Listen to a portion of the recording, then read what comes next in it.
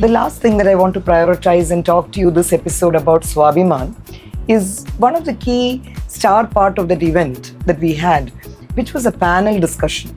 We actually brought in 4 young achievers who are blind and just pulled a panel together that was moderated by my colleague Deepti. Now that panel actually was key for 2 reasons. One, many of our participants, unlike a mainstream walk-in, walked in with parents.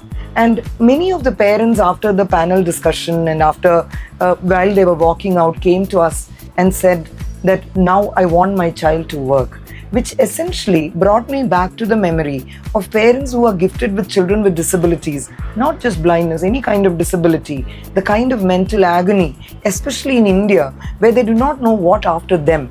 And therefore, they're looking for that little ray of hope.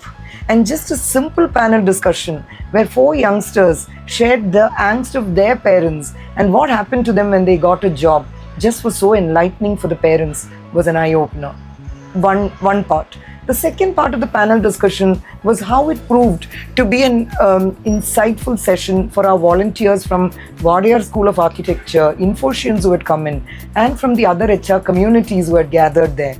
Because many of the sighted people who heard this, their perceptions about the blind working totally changed. So a simple tool of 4 youngsters who are blind just becoming vulnerable and sharing their stories had a very powerful impact.